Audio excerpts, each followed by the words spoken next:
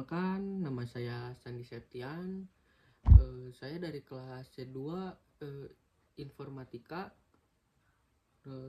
dan NPM saya 20124038. Di sini saya akan menjelaskan sedikit tentang Ma'rifatullah.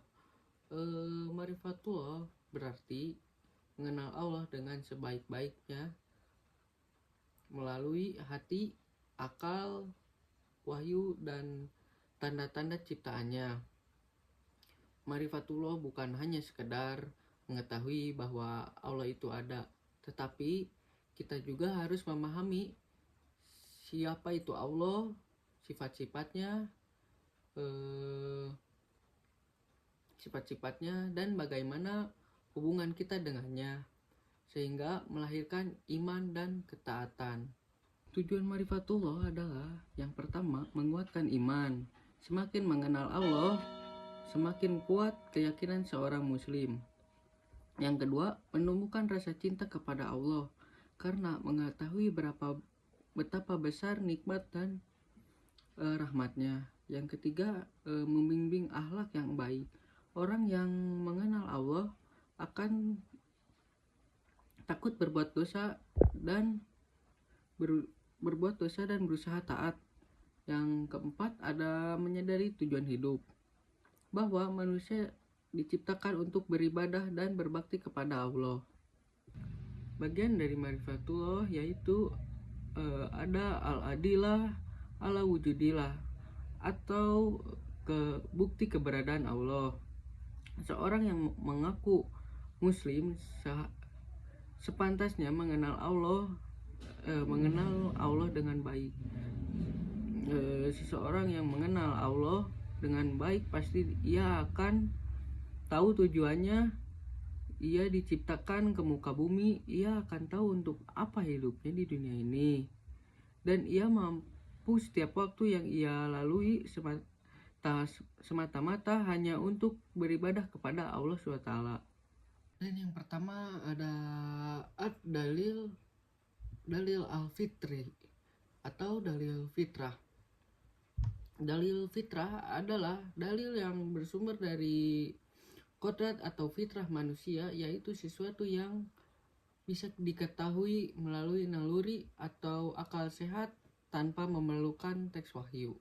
Allah berfirman dalam Quran surat Al-A'raf ayat 172 yang berbunyi, wa idza ahoda rabbuka min bani adama min durrihim durriyatahum wa ashadahum ala anfusihim alastu birabbikum qalu yala syahidna atakulu yaumal qiyamati inna kunna anghada afilin, yang artinya, dan ingatlah ketika Tuhanmu mengeluarkan keturunan anak-anak Adam dari sulbi mereka, dan Allah mengambil kesaksian terhadap jiwa mereka seraya berfirman, bukanlah aku ini Tuhanmu?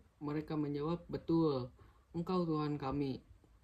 Kami menjadi saksi. Kami lakukan dengan demikian itu agar di hari kiamat kamu tidak mengatakannya. Sesungguhnya kami Bani Adam adalah orang-orang yang lengah terhadap ini dalam kurung keesaan Tuhan. Quran surat Al-A'raf ayat 172. Dan yang kedua itu ada ad-dalil al-hissi, yaitu adalah dalil indrawi yang yaitu bukti yang diperoleh melalui pengamatan panca indera seperti melihat, mendengar, merasakan, atau menyentuh. Dan ada juga contohnya yaitu pergantian siang dan malam. Dalam Quran surat Ali Imran ayat 190 yang artinya, sesungguhnya pada penciptaan langit dan bumi dan pergantian malam dan siang terdapat tanda-tanda bagi orang-orang berakal. Yang kedua ada hujan yang menumbuhkan bumi. Allah berfirman dalam Quran surat Al-Hajj ayat 5 yang artinya, dan engkau lihat bumi itu kering, kemudian apabila kami turunkan air, ia bergerak dan subur. Yang ketiga ada ad-dalil al-aqli,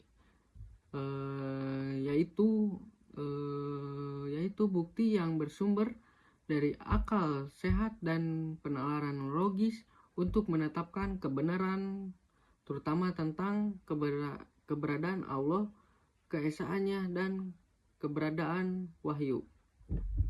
Dan yang keempat ada ad-dalilul naqli. Dalil naqli adalah dalil hukum atau bukti dalam agama Islam yang bersumber langsung dari wahyu Allah, yaitu Al-Quran dan hadis Nabi Muhammad SAW. Dengan kata lain, dalil ini berasal dari teks suci yang digunakan untuk menetapkan hukum syariat. Dan yang kelima ada dalil at-tarik. Dalil ini yaitu dalil yang bersumber dari peristiwa atau praktik sejarah umat Islam, misalnya tindakan para sahabat atau generasi awal dengan menerapkan hukum syariat, sebagaimana Allah berfirman dalam surat Yusuf ayat 11 yang artinya, sesungguhnya pada kisah-kisah mereka itu terdapat pengajaran bagi orang-orang yang mempunyai akal. Al-Quran ini bukanlah cerita yang dibuat-buat, akan tetapi membenarkan kitab-kitab yang sebelumnya dan menjelaskan segala sesuatu dan sebagai petunjuk dan rahmat bagi kaum yang beriman.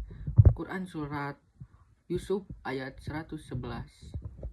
Sekian penjelasan materi Marifatullah dan bukti keberadaan Allah dari saya. Wassalamualaikum warahmatullahi wabarakatuh.